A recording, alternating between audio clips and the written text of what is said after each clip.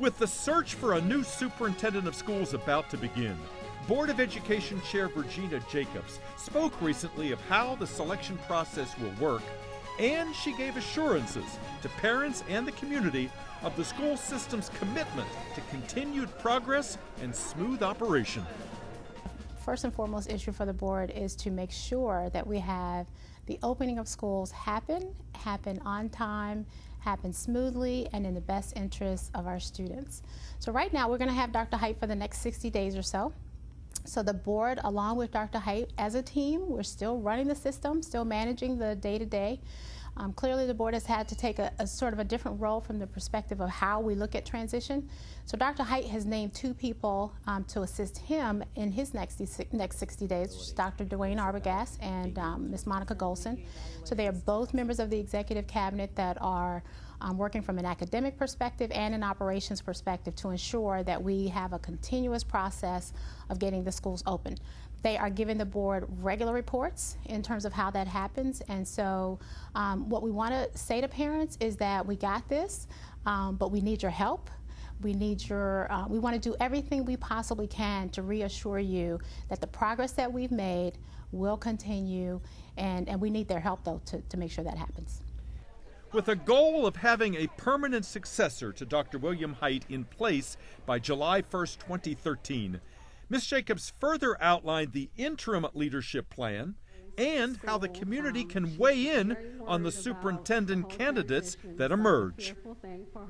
So within the next few weeks, we're going to name an interim, probably about mid-August. And we're going to also set up the forums so that we can meet with all stakeholders, the community, our elected officials.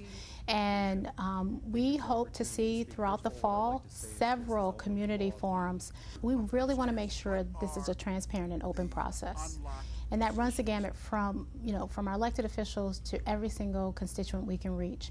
We were talking the other day, the board, about how there's 9-10 of us. There's one superintendent, and then you have the executive cabinet. We have 124,000 students or so. It's hard for us to reach every person. We need the community as a collective to say, yes, let's own what's ours in terms of what needs to be improved. But let's equally own, maybe more so own, what we need to do to wrap our arms around our situation, our community, and just commit to rolling up our sleeves and doing the work together. As to expectations for the next superintendent, Ms. Jacobs pointed to the unique challenges, but also the extraordinary opportunities that come with working in Prince George's County. So Prince George's County is a dynamic place to live and to work. That being said, it's also a hard place to work. So we need a person to come, first of all, we need them to be reform-minded. We need them to understand the dynamics of our district, what our system looks like, and at the same time recognize the work that we've already done such that tweaking is the goal as opposed to overhauling. So we're looking for somebody who's dynamic in their own right, who's excited about new challenges, ready to face them head on. And sometimes, when things are hard, people shy away. We're simply saying, yeah, the work is hard, but think about the rewards that come with it.